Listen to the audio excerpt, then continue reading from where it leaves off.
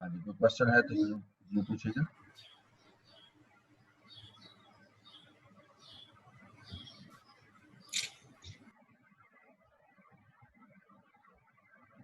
अच्छा, यहाँ पर आपको बुक में ही देखेंगे, स्टैंडर्ड भी देखेंगे तो मुख्तलिफ एग्जांपल्स दी हुई हैं, उसको जरा एक दफा मैं ले रहा हूँ समझाने के लिए। आपके कुछ होते हैं बायोलॉजिकल एसेट्स, ठीक है, पहला हिस्सा मैं ले रहा हूँ बायोलॉजिकल एसेट्स।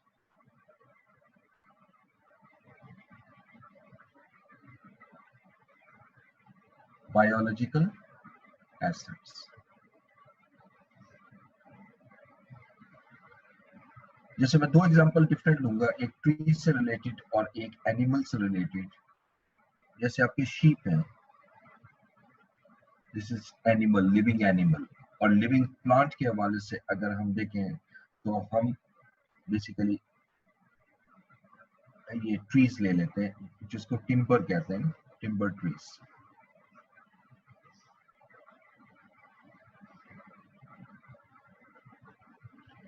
अच्छा, अब इससे अब एग्रीकल्चरल एसेट से क्या प्रोड्यूस करेंगे? जो प्रोड्यूस करेंगे दैट इज एग्रीकल्चरल प्रोड्यूस। जो भी हम इससे प्रोड्यूस करेंगे दैट इज एग्रीकल्चरल प्रोड्यूस। ठीक है, जैसे शीप से हम वूल लेते हैं, टिम्बर्स ट्री से हम टिम्बर्स लेते हैं, जिससे जो हेल्प हमें देता है मुख्तलिफ चीजें बनाने के लिए। ठीक है, अच्छा, अब इसके बाद एग्रीकल्चर प्रोड्यूस के बाद हमारा तीसरा आता है फिर फाइनल प्रोडक्ट, यानी product from agriculture produce. Product from agriculture produce.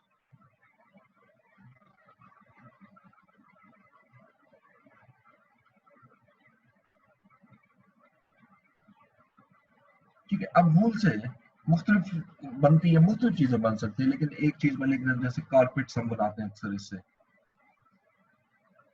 ठीक है, टिम्बर से हम यूज करते हैं ये शेड्स वगैरह बनाने के लिए, वहां पर भी यूज होता है। अब इसी तरह अगर मैं यहाँ से लेता हूँ, फर्दर आगे लेते हैं, अगर हमने काउस वगैरह रखी हुई, ठीक है, these are known as biological assets. और काउस से आप मिल्क प्रोड्यूस करते हो, दिस इज एग्रीकल्चर प्रोड्यूस। और इस मिल्क को समटाइम वैसे भी सेल करते हैं, लेकिन समटाइम इन मिल्क से फर्दर आप डिफरेंट प्रोडक्ट्स बनाते हैं, लाइक चीज वगैरह। ये तमाम जो चीजें बन रही है, दिस वन, इसको हम नाम देंगे, ये पहला जो है ये एग्रीकल्चर बायोलॉजिकल एसेट है, दूसरा एग्रीकल्चर प्रोड्यूस है, और तीसरा प्रोडक्ट फ्रॉम एग्रीकल्चर प्रोड्यूस है। ठीक है, तो अब यहाँ जो चीज बताने वाली वो जरूरी है, ये हिस्सा जो है ये IS 41 के तहत, this one sorry this one, ये बायोलॉजिकल एसेट्स है, and it shall be recognised in the statement of financial position. Statement of financial position, ठीक है, ये स्टेटमेंट ऑफ फाइनेंशियल पोजीशन में हमारे रिकॉग्नाइज होंगे। जहां तक एग्रीकल्चर प्रोड्यूस है, अब इसकी वैल्यूएशन जो है वो ऑब्वियसली IS वैल्यूएशन तो IS 41 में होगी, यानी इसकी वैल्यूएशन जो है वो IS 41 में होगी।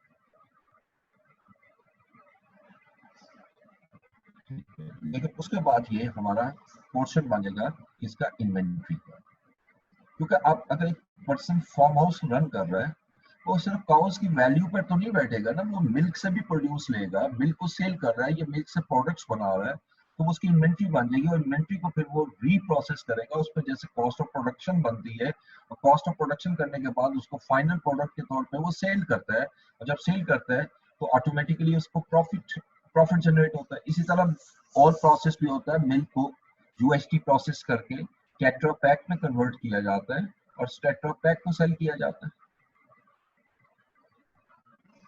So these are the things which can be produced from products which can be produced from agriculture produce। ठीक है, एग्रीकल्चर प्रोड्यूस से जो भी आपको रेवेन्यू जनरेट होगा सेल से, वो आपका वो भी प्रॉफिट एंड लॉस में ट्रांसफर होता है, वो तो नेचुरल सी बात है।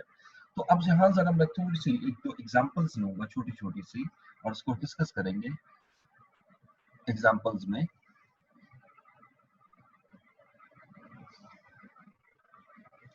अब देखिए सपोज एक पर्सन है, he has a herd of 100 animals,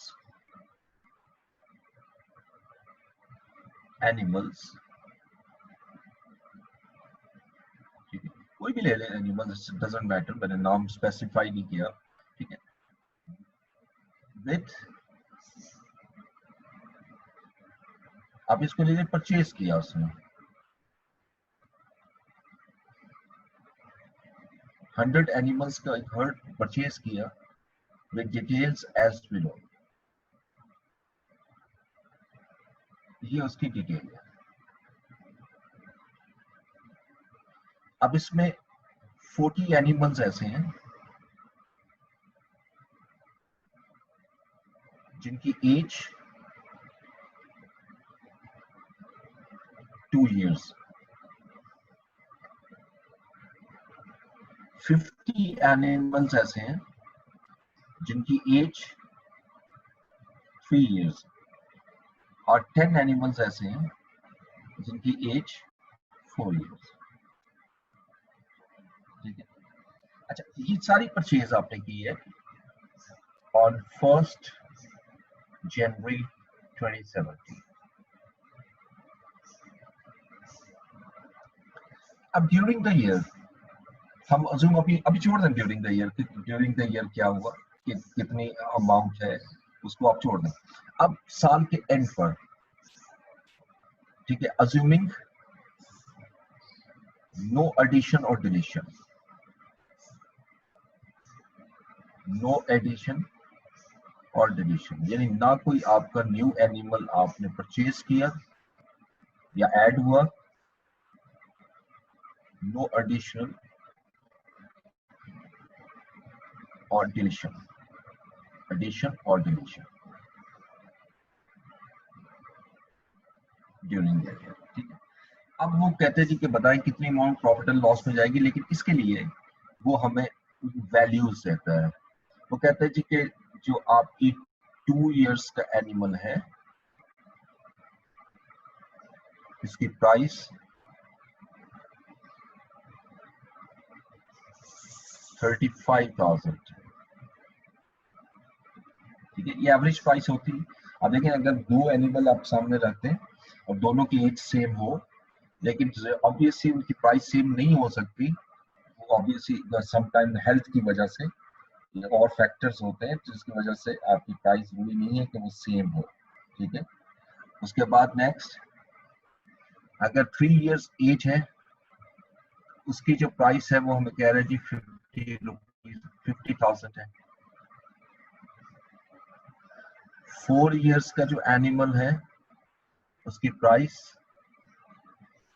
60,000 है, और जो 5 years का एनिमल है उसकी प्राइस 45।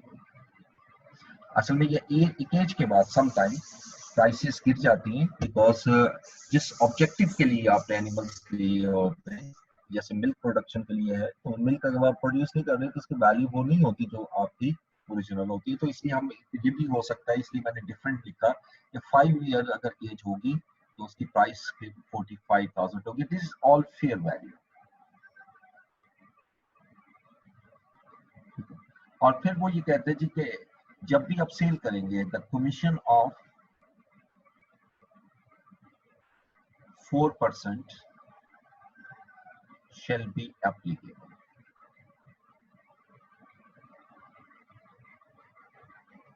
shall be applicable। अच्छा, अब अगर मैं आपसे कहूं कि बताइएगा कि कैलकुलेट गेन और लॉस, गेन और loss on due to change in fair value, fair value of biological asset, biological aspects। ठीक है, बायोलॉजिकल एसेट में चेंज की वजह से जो आपको गेन और लॉस आ रहा है उसको आपने कैलकुलेट करना है। Let's start. अब सबसे पहले आप साल के शुरू में जाएंगे, यानी 1 जनवरी 2017 की पहले वैल्यूएशन करेंगे। 1 जनवरी 2017 अब बायोलॉजिकल एसेट हमने शो करना है। पहले तो इसकी वैल्यूएशन करें। देखिए हमारे पास कितने एनिमल्स हैं, 40 एनिमल है जिनकी एज 2 years ऑन 1 जनवरी 2017। तो मैं अगर इसकी कैलकुलेशन करूं तो 40 एनिमल जिनकी एज 2 years थी, तो 2 years की जो प्राइस है वो एवरेज 35,000 है। अब अगर इसको कैलकुलेट करें तो 40 into 35 that is equal to 1400, 1.4 million. ठीक है, ये रुपीज इन थाउजेंड में आपके सामने ले रहा हूं, 1.4 मिलियन। उसके बाद 50 एनिमल्स ऐसे हैं जिनकी एज 3 years है। तो 50 एनिमल्स ऐसे हैं जिनकी एज 3 years है, तो 3 years एज की वैल्यू आएगी दैट इज 50,000। जैसे जैसे एज होगी मैं प्राइस वो लूंगा विच इज 2500। उसके बाद 10 एनिमल्स ऐसे हैं, 10 एनिमल्स जिनकी एज 1 जनवरी 2017 को 4 years थी, तो ये 4 year जो है ये 60,000 आ गई, ये 60,000। तो ये 600,000 आ जाएगी वैल्यू। अब इसको ऐड किया तो 1400 प्लस 6 2000 तो 4500, यानी 4.5 मिलियन के मेरे बायोलॉजिकल एसेट थे जब मैंने इसको परचेज किया। ठीक है, तो यही मैं फेयर वैल्यू भी लगा रहा हूँ, लेकिन इस पर 4% कमीशन का कॉन्सेप्ट भी आ रहा है, तो आपने उसको भी अप्लाई करना है। ये तो खैर इनिशियल परचेज है, ये तो मैं परचेज में सिंपल ये वैल्यू ले रहा हूँ, यहाँ कमीशन नहीं अप्लाई कर रहा। वैल्यूएशन अब मैं करूंगा 31 दिसंबर 2017। ये रीमेजर होने हैं, ठीक है, इसे समझ, दिस मस्ट बी रीमेजर। अब यहाँ पर बहुत केयरफुली आपने करना है, और इसमें आपने देखना ये है कि ये जो एसेट है, अब देखिए 40 एनिमल्स जिनकी एज आपकी 2 years थी ऑन 1 जनवरी 2017। ऑब्वियसली मैं 31 दिसंबर 2017 को अगर इसको मेजर कर रहा हूँ, और हमारी अजम्पशन ये है कि कोई एडिशन और डिलीशन नहीं हुई, तो इट मींस कि अब ये जो 40 एनिमल्स है इनकी लाइफ 2 years एज 2 years नहीं है, अब इनकी एज 3 years होगी। तो लिहाजा अब इसकी जो मैं वैल्यूएशन करूंगा 40 एनिमल्स की, वो 2 years की प्राइस नहीं लूंगा बल्कि 3 years की प्राइस लूंगा 50,000, एंड दैट इज 2 मिलियन। अगर मैं इसको रुपीज इन थाउजेंड कन्वर्ट करूं तो 2000। उसके बाद नेक्स्ट 50 एनिमल्स ऐसे हैं जिनकी एज 3 years थी, कब, जब 1 जनवरी 2017 था। ठीक है, लेकिन अब एक साल गुजरने के बाद उनकी एज 3 year से बढ़कर 4 year हो गई, तो लिहाजा 50 एनिमल्स ऐसे हैं जिनकी लाइफ 4 years है, और 4 year की जो प्राइस है वो 60,000 है। और इसको कैलकुलेट किया तो 3000। और आखिरी जो 10 एनिमल्स हैं इनकी लाइफ 1 जनवरी 2017 को 4 years थी, और 31 दिसंबर 2017 को उसकी लाइफ 5 years होने की वजह से उसकी वैल्यूएशन 45,000 हो गई, दैट इज इक्वल टू 450।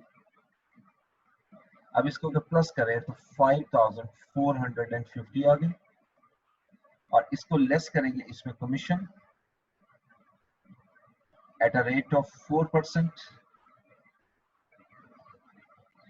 तो 5450 का हम 4% अगर लें which is equal to 218.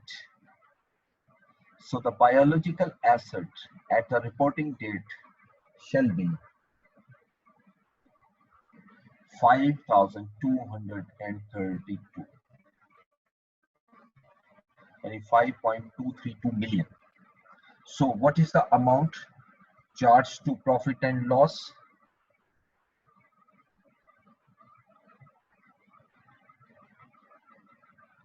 और जो चार्ज होगी प्रॉफिट एंड लॉस को, this is known as fair value gain on biological assets.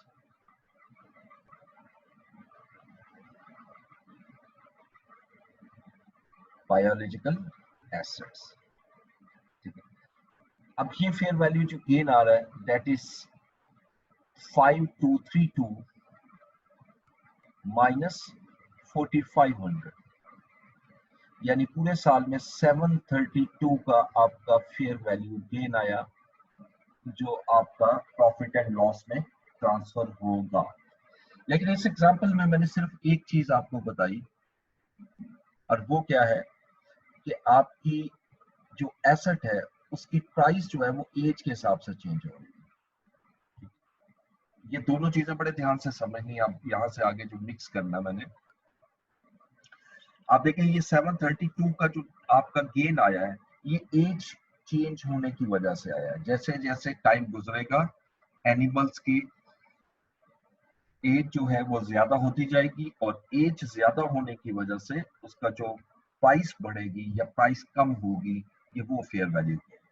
लेकिन एक फेयर वैल्यू गेन इन्फ्लेशन और डिफ्लेशन की वजह से भी आता है, ठीक है।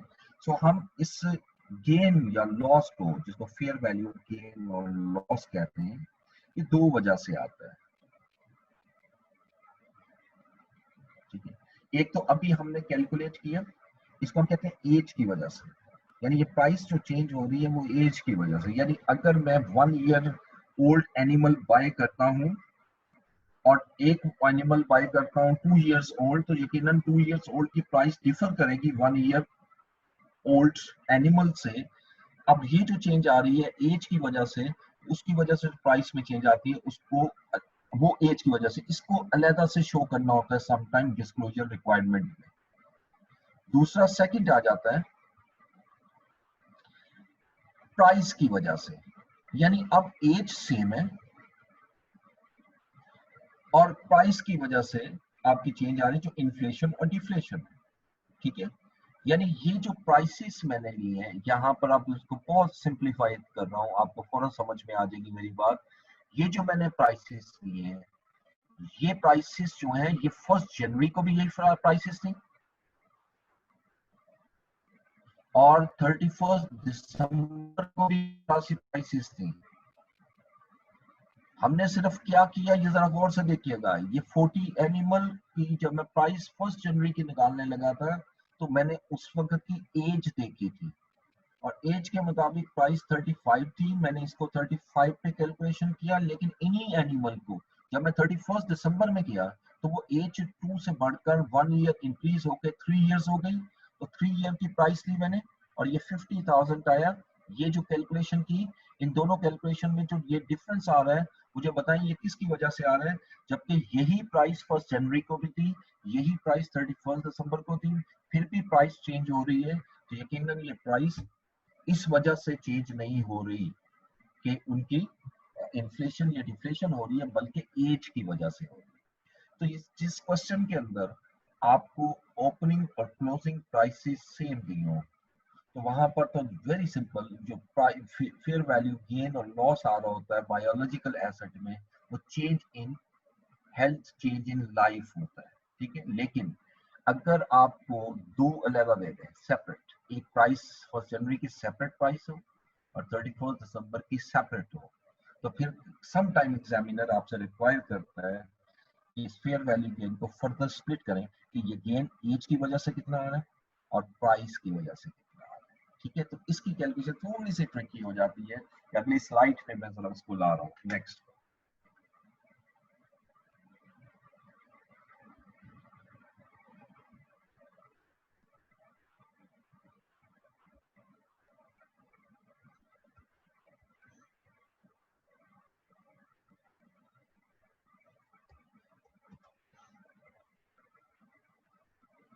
जी, अब now there is a 1 January 2017, a farmhouse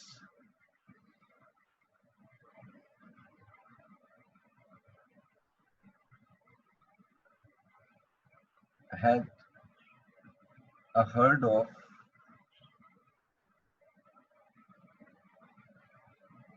100 animals,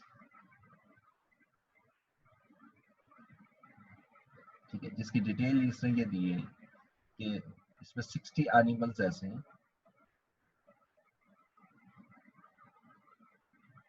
जो 1.5 ईयर्स एज है,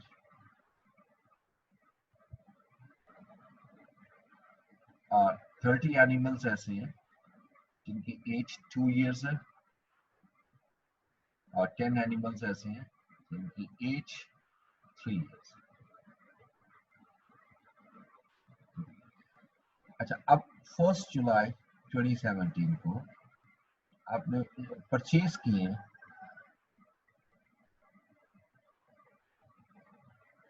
purchased following biological assets या animals।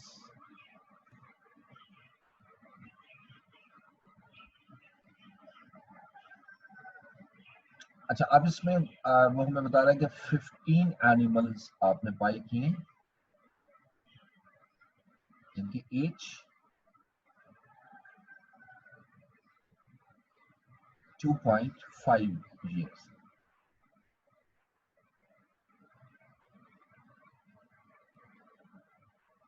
और आपने 25 एनिमल्स ऐसे बाई किए हैं जिनकी एज 3.5 ईयर्स।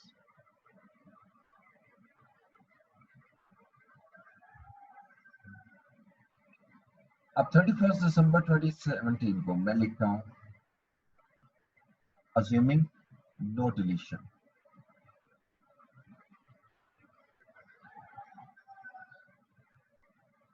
एडिशन तो आ गई ना, अब नो डिलीशन।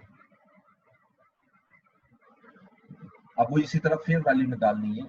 अब हमने कुछ प्राइसेस दिए हुए हैं, the prices are given as enter.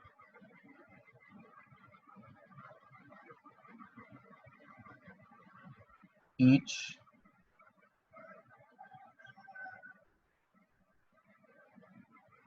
1.5 years age है, और price at 1st January 2017 and price at 31st December 2017।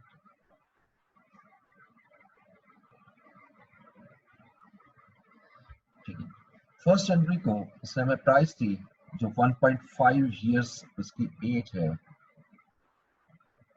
वो 16,000, और 31st दिसंबर को जो प्राइस है वो 17,000। ठीक है, उसके बाद 2 years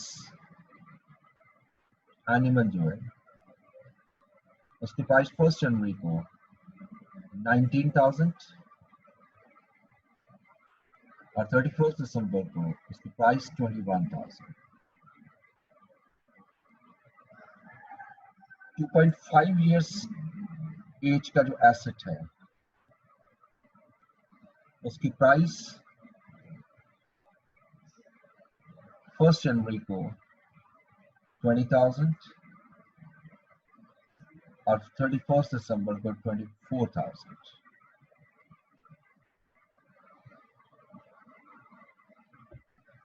Three years एनिमल उसकी प्राइस 24,000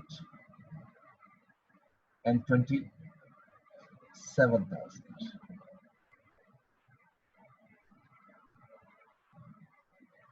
और उसके बाद 3.5 years एनिमल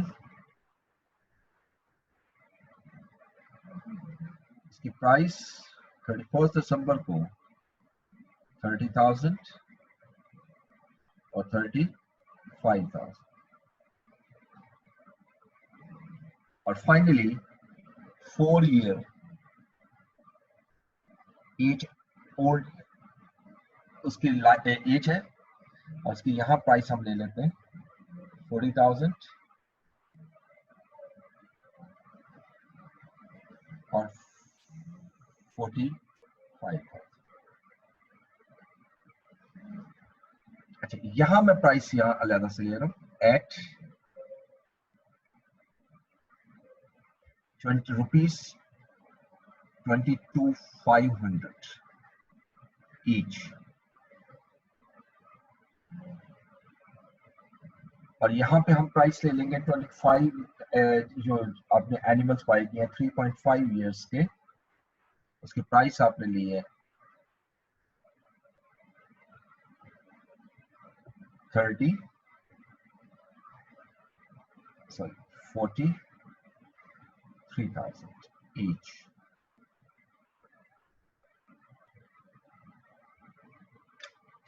अब वैल्यूएशन करनी है तो पहले स्टेप पे तो प्रॉफिट एंड लॉस ये भी आपसे रिक्वायरमेंट कर रहा है कि बताएं कि एज की वजह से कितना है और प्राइस की वजह से। तो ये थोड़ा कॉम्प्लेक्स वर्किंग हो जाती है, लेकिन पहला हिस्सा तो मैं उसी तरह सॉल्व करूंगा। पहला हिस्सा उसी तरह हम सॉल्व करेंगे। ये एग्जांपल अपने सामने रखिएगा, तो ये नेक्स्ट क्लास में भी हम कंटिन्यू करेंगे इसी एग्जांपल से। सबसे पहले 1 जनवरी 2017, ठीक है जी। पहले नॉर्मल कैलकुलेशन करते हैं जैसे हमने सीखी है। 1 जनवरी 2017 को मैं अगर वैल्यू कैलकुलेट करता हूँ बायोलॉजिकल एसेट्स की,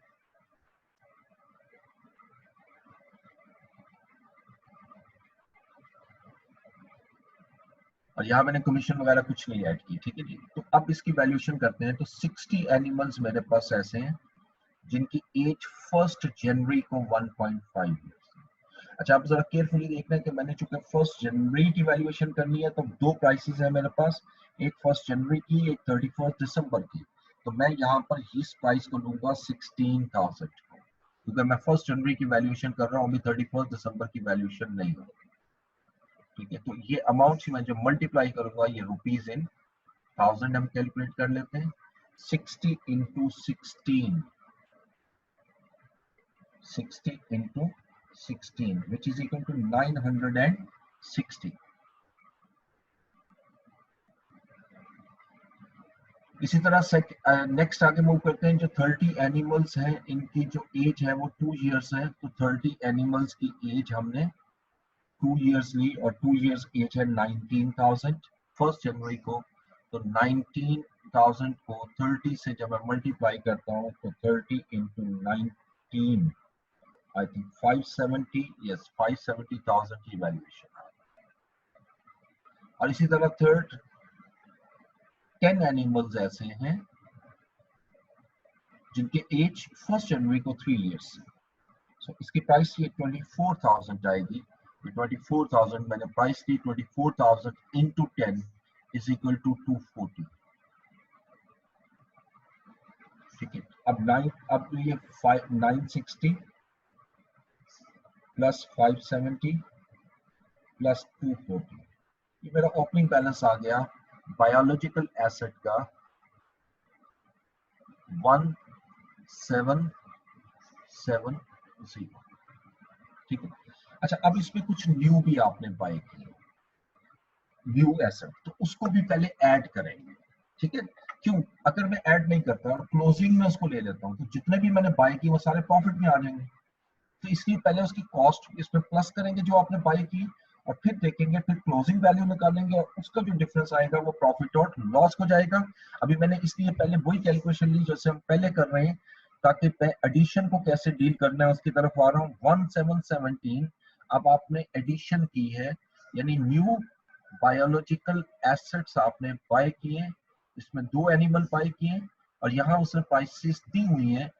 तो बेशक वो एजेस भी दिए हैं लेकिन प्राइस गिवन है, तो मैं प्राइसेस को लूंगा 22,500 ईच का आपने बाय किया, 15 एनिमल्स है। ठीक है, तो 15 इंटू 22.5, तो 337.5 आता है, तो राउंडिंग कर लेते हैं 338। इसी तरीके से 25 एनिमल्स और बाय किए जिसकी प्राइस 43,000 थी। So 25 into 43, that is 1075। अब इन दोनों को ऐड कर लें, 1075 plus 338, that is 1413। तो लिहाजा यानी ईयर एंड पर जो मेरी अमाउंट आ रही है book value, this is book value, that is 3183। ठीक है, अब मैं इसको कंपेयर करूंगा 31 दिसंबर 2017 की वैल्यू। अब मैं दोबारा बायोलॉजिकल एसेट मेजर करता हूं।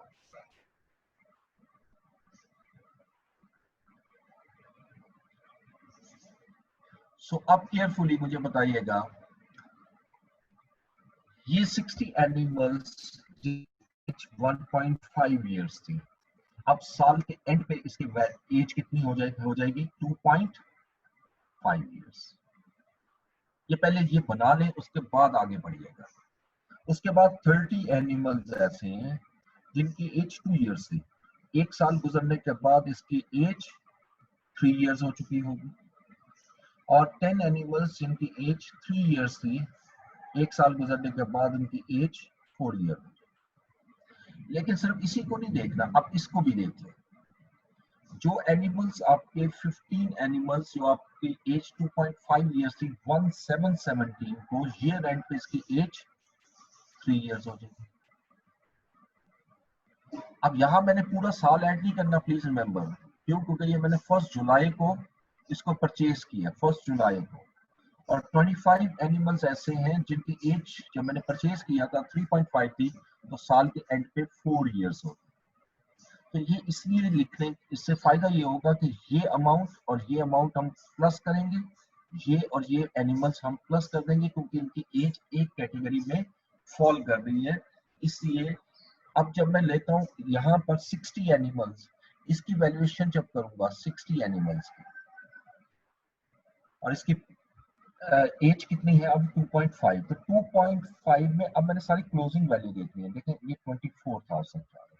सो 60 into 24,000, 60 into 24,000, which is equal to 1.44 million।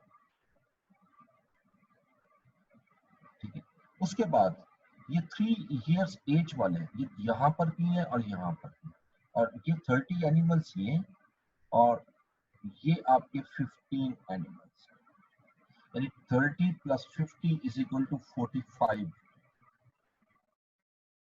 Animals है। अब इनकी एज है 3 इयर्स, और 3 इयर्स की जो प्राइस दी हुई है वो 27,000 है। सो 45 इंटू 27, 1215, ये अमाउंट यहाँ आ गई। और उसके बाद आखिर में देखिएगा, ये एनिमल्स 10 एनिमल्स हैं जिनकी एज 4 इयर्स है, और यहाँ पर 4 इयर्स। ठीक है, तो कितने एनिमल हो गए 10 और 25, यानी 35 एनिमल्स ऐसे हैं जिनकी एज साल के एंड पे 4 इयर्स होगी, यानी इसका मतलब उसकी प्राइस 45 है। सो 35 into 45, that is 1575। अब इनको प्लस कर लें,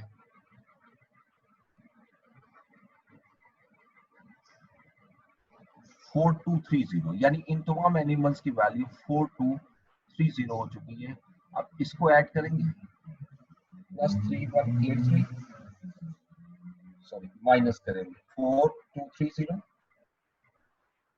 माइनस 3183, 1047 की जो अमाउंट आ रही है 1.047 million, that is fair value gain on biological assets।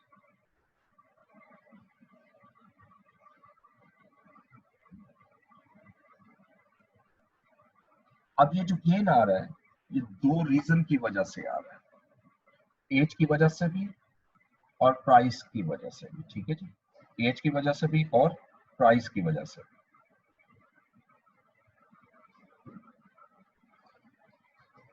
अब उसको कैलकुलेट कर लेते हैं।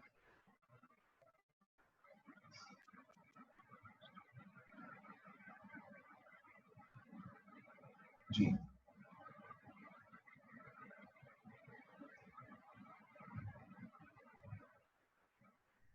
ओके,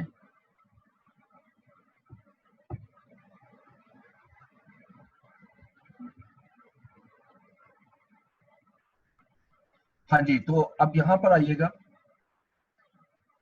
अब जरा थोड़ा सा डिस्कस कर लेते हैं एज की वजह से कितना है और प्राइस की वजह से कितना है। जब मैं एज की वजह से कैलकुलेट करूंगा, एज की वजह से, ठीक है, तो ऑब्वियसली ये देखिएगा, अगर आपका यहां से मैं चलता हूं, ये 60 एनिमल्स है, ये एज की थोड़ी सी कैलकुलेशन में आज आपको समझा रहा हूं। देखिए हमारे पास 60 एनिमल्स हैं, मैं ये कहता हूं कि इसकी प्राइस क्या थी, जरा देखिए 16,000, ये 16,000 प्राइस है 1 जनवरी को, ठीक है, ये उस वक्त एज 1.5 थी, और इसकी एज अगर 1.5 से 2.5 होती है, ठीक है, और ये चेंज नहीं होती इसकी अमाउंट 1.5 से 2.5 होती है, यानी ईयर वाइज नहीं आ रहा, मैं एज वाइज आ रहा हूँ 1 जनवरी को, तो ये जो चेंज आ रही है ये उसकी किसकी वजह से आ रही है, उनकी एज की वजह से, ठीक है, ये एज की वजह से आ रही है। और अगर मैं ये लूं, मैं बार रिपीट कर रहा हूँ, ये थोड़ा सा ट्रिकी है, एज की अगर आपने एज लेनी होगी तो ऑलवेज रिमेंबर कि आपने यानी सिर्फ और सिर्फ एज लेनी है, यानी ओपनिंग और क्लोजिंग में नहीं जाना, ओपनिंग और क्लोजिंग को इग्नोर करेंगे, यानी एक कॉलम को यूज करेंगे या ओपनिंग को डेफिनेटली हम यूज करेंगे। अच्छा, इससे पहले बेहतर है कि हम दूसरा कैलकुलेट कर लें, वो जरा ज्यादा आपके लिए फिजिबल हो जाएगा। मैं ये कहता हूँ जी कि अगर मैं आपसे पूछूं कि इन्फ्लेशन की वजह से क्या हुआ, यानी मेन प्राइस की वजह से क्या हो रहा है, प्राइस की वजह से जरा इसको देख लेते हैं। तो फिर मैं ये कहता हूँ ठीक है, ये जो 1.5 ईयर का एसेट था जिसमें 60 एनिमल्स थे, ये 1.5 ईयर एज थी, 60 एनिमल, अगर इनकी एज चेंज ना होती, यानी जब मैं प्राइस कैलकुलेट करना चाह रहा हूँ तो मैं एज्यूम करूंगा कि एज विल नॉट चेंज, ठीक है, तो मैं कहता हूं अगर एज चेंज नहीं होगी तो 1.5 इयर्स की जो प्राइस थी साल के शुरू में 16,000 थी और साल के एंड पे 17,000, ये गौर से देखिए, साल के शुरू में 16,000, साल के एंड पे 17,000, और एज मैंने चेंज नहीं की। इसका मतलब ये जो डिफरेंस आ रहा है 17,000 माइनस 16,000, 1,000 इंटू 60, तो 1,000 इंटू 60, 60,000 रुपीज, ये प्राइस की वजह से आ रहा है, ठीक है, ये सिर्फ और सिर्फ प्राइस की वजह से आ रहा है। ये जो 60,000 कैलकुलेट, ये पूरी अमाउंट लिखी 1000 में नहीं लिखी है, 60,000 का जो डिफरेंस आ रहा है ये एज की वजह से नहीं आ रहा है, क्योंकि मैंने एज कांस्टेंट कर दी है, ठीक है। इसी तरह ये जो 30 एनिमल्स हैं, इस 30 एनिमल की प्राइस अगर 2 है, एज 2 है, और मैं कहता हूँ एज चेंज नहीं होती, ठीक है, ये कितनी एज है इसकी, 2 इयर्स, 2 इयर्स के जो एनिमल्स हैं, 30 एनिमल्स हैं, इसकी अगर एज चेंज ना हो तो 2 इयर्स एनिमल की प्राइस 19 से बढ़कर 21 हो जाएगी। ये जो 21 माइनस 19 कर रहा हूं, that is due to age, तो 2 इंटू 3 60,000 एंड सो ऑन। अब यहाँ पर मैं आज क्लास खत्म करूंगा, क्योंकि ये कैलकुलेशन दोबारा से हम करेंगे, ज्यादा डिटेल में करूंगा।